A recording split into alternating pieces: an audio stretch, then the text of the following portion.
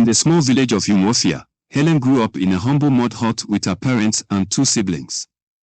Her family relied on farming, but the land was often unyielding. Despite the hardships, Helen consistently enjoyed helping out in the farm. This very day she was coming from the market. The bustling market was alive with vendors and buyers. Helen, to a customer, "Thank you, Mama Choco. May God bless your home." She smiles warmly as she receives the goods.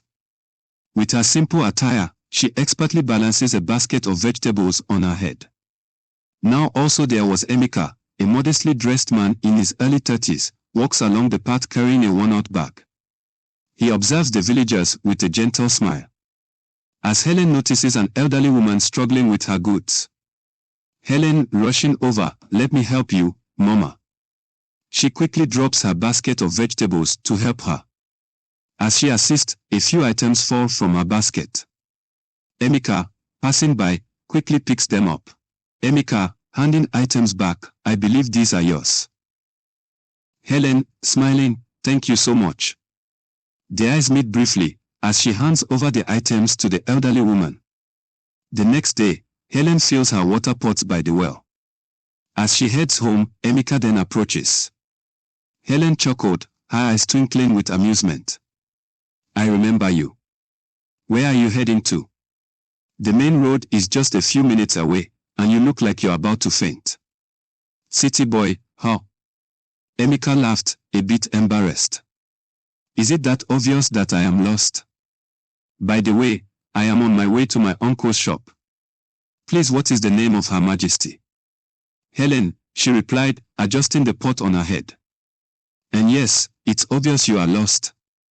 Plus, those shoes won't last a day here." Emeka looked down at his polished shoes and sighed. "I guess I should have listened to my uncle about the boots. So, do you always carry such heavy loads? I saw you carrying a heavy load of basket yesterday as well." Helen nodded. "Every day. It's good exercise. Maybe you should try it sometime." Emeka grinned. "I think I'll pass. But maybe you can show me around. I could use a guide from someone who knows the village well." Helen smiled. "Sure, but only if you promise not to get lost again." "Deal," Emeka said, trying to keep up with her pace. "And maybe you can teach me how to balance a pot on my head too." Helen laughed. "We'll see about that, city boy. We'll see. I am about to reach my house. Just keep moving straight down and you'd see a river by your left-hand side. There's a narrow path there that will lead to your uncle's shop." Emeka, shocked, then responded, "How do you know my uncle's shop?" "Your shoes." Helen responded, laughing this time. "The leather and textile are familiar. He is the major cobbler in the whole of Umuofia that makes this type of shoes for dignitaries. Anyways, you can go ahead now." Emeka grinned. "Thank you very much. So, when do I see you next? I may not be lucky enough to randomly bump into you the 3rd time." Helen responded. "Third time is a charm. If we somehow bump into each other the 3rd time, then I will believe it is somehow divine." Emeka scratched his head as he responded. "I don't think I can take that risk. This is where you stay, right?" Emeka said as he pointed towards a small wooden compound Helen was walking towards. Helen stared at him, smiling for some time. Then she walked away without responding. After some seconds, she stopped, looked back at him still smiling, and then she faced front to continue walking home. Now there was Emeka, confused as ever, thinking to himself. Was that a green light? Did she want me to follow her? Should I have said something? Helen in her family compound. Her mother raises an eyebrow but smiles knowingly. Helen arrived home, still smiling from her encounter with Emeka. As she set the water pot down, her mother, who was busy preparing dinner, noticed her daughter's cheerful expression. "Helen, why are you smiling like that? You're in high spirits today," her mother asked, raising an eyebrow. Helen tried to hide her grin but failed. "I met someone on the way back. A city boy named Emeka. He was lost and asked me for directions." Her mother chuckled.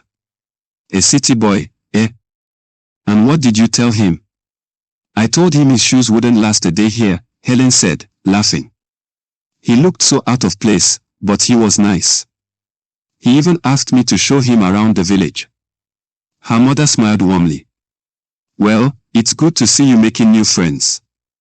Just remember, not everyone from the city understands our ways. I know, Mama, Helen replied. But he seemed different. Maybe he'll learn a thing or two from us. Her mother nodded. Maybe he will. Now, go wash up and help me with dinner. We have a lot to do before your father gets home. Helen nodded, still smiling as she went to wash her hands, thinking about how interesting the day had turned out to be. That night, Helen's father came home later than usual, his face lit up with an unusual excitement. Helen, curious and eager, greeted him warmly. Papa, welcome. How was your day? She asked, her eyes sparkling with interest. It was good, my dear, he replied, pulling her into a warm embrace. I have some news for you. Helen's heart raced with anticipation. What is it, Papa? We are moving to Lagos tomorrow, he announced, his voice filled with a mix of excitement and urgency. You remember the trade you were supposed to learn in Lagos? Well, a new session is about to begin, and your uncle is passing through our village tomorrow. He will be here in the morning. You need to start packing your things tonight. Helen's initial reaction was pure joy. She had always dreamed of the bustling life in Lagos, the opportunities, the new experiences. She hugged her father tightly, her mind racing with possibilities. But then, as the reality of leaving her home and everything familiar set in, she remembered Emeka. Her heart sank. How could she leave without saying goodbye? Especially without telling him how to reach her. Papa, I need to step out for a moment, she said, trying to keep her voice steady.